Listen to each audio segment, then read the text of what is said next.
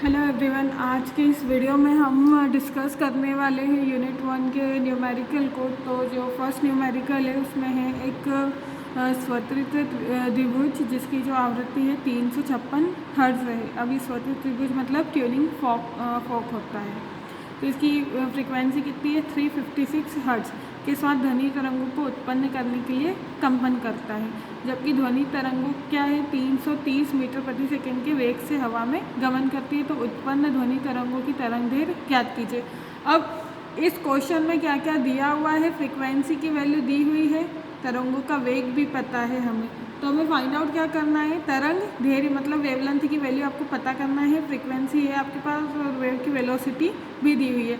और एक सबसे बड़ा क्वेश्चन है कि ट्यूनिंग फॉक क्या होता है। तो ट्यूनिंग फॉक कुछ इस तरीके का एक उपकरण होता है, एक डिवाइस होती है जिसके थ्रू हम क्या करते हैं, एक निश्चित फ्रीक्वेंसी की हम जो है वेव्स को जनरेट कर सकते हैं। बेसिकली ये जो है आपके मेडिकल लाइन में यूज़ करते हैं। अगर मरीजों में से आपको कुछ अंदर का पता करना हो, आवाज़ें वगैरह, तो उसमें डॉक्टर्स के थ्रू यूज़ होता है ये वाला जो उपकरण है।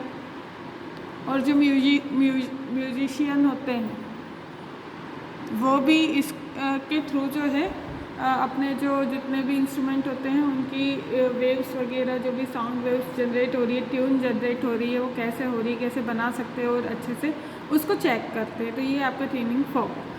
अब नेक्स्ट क्या है, हमको हमारे क्वेश्चन पर ध्यान देना है। क्वेश्चन में क्या पूछा है कि V = लैम्बडा क्रॉस एफ होता है, ये हम जानते हैं। इसका मैंने डेरिवेशन में पहले आपको करवाया है। तो इसी में क्या पूछा है, आपको लैम्बडा मतलब वेवलेंथ की वैल्यू निकालनी है। तो इसको हम थोड़ा सा ऐसे लिख सकते हैं, लैम्बडा को मैंने इधर लेके गई तो ये आ जाएगा वेग के बटे फ्रीक्वेंसी। अब फ्रीक्वेंसी कैसी है? तो ये है 356 और वेलोसिटी कितनी है? तो ये है हमारी 330। तो आप जब इसको कट करोगे तो आपको जो फाइनल आंसर मिलेगा वो ही लगभग 0.927 मीटर के बराबर आपकी आ गई है वेवलेंथ। तो इस प्रकार से हमने ये लैम्बडा की वैल्यू निकाल ली है। अब नेक्स्ट न्यूमेरिकल पे जंप करते हैं हम। तो देखिए, अब जो नेक्स्ट क्वेश्चन है हमारे पास वो बोल रहा है यदि स्वतंत्र द्विभुज मतलब वही ट्यूनिंग फॉक की आवृत्ति इस बार कितनी है, फ्रीक्वेंसी 400 हर्ट्ज है और वायु में जो है ध्वनि का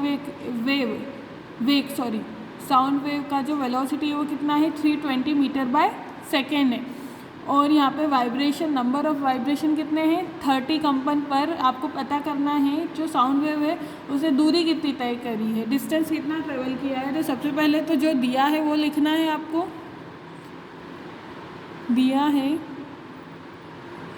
आवृत्ति किसकी, जिस वेव की यहाँ पे बात कर रहे हैं, आवृत्ति f है यहाँ पे 400 हर्ट्ज। अब ध्वनि का वेग कितना है हवा में, ये है वेलोसिटी है 320 मीटर बाय सेकेंड।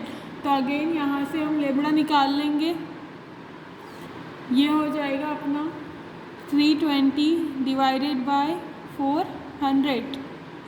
बहुत इजी है। लैम्बडा का मान कितना आ जाएगा 0.8 मीटर। अब अगला क्या है, तय की गई दूरी निकालना है हमें। ध्वनि द्वारा तय की गई दूरी। अब हमें नंबर ऑफ़ वाइब्रेशंस दिए हुए हैं और हमने तरंग दैर्घ्य निकाल ही लिया है। तो इसका फॉर्मूला होता है लैम्बडा इंटू कंपनों की संख्या। कंपनों की संख्या कितनी थी बच्चों, ये थी 30। तो लैम्बडा कितना आया था अपना 0.8 मीटर था, इंटू 30 कर दो यहाँ पे, तो 3×8 24। तो ये आ जाएगा 24 मीटर। अब आप जब इस तरीके के न्यूमेरिकल सॉल्व करते हो तो आपको ये यहाँ पे विशेष ध्यान रखना है कि यूनिट्स इक्वल होना चाहिए। जस्ट लाइक अगर यूनिट SI में हो सारी तो आपको SI में ही कन्वर्ट करना है, सारी यूनिट एक जैसी रखना है। अगर CGS में है सारी तो आपको CGS में ही पूरे आंसर को लाना है।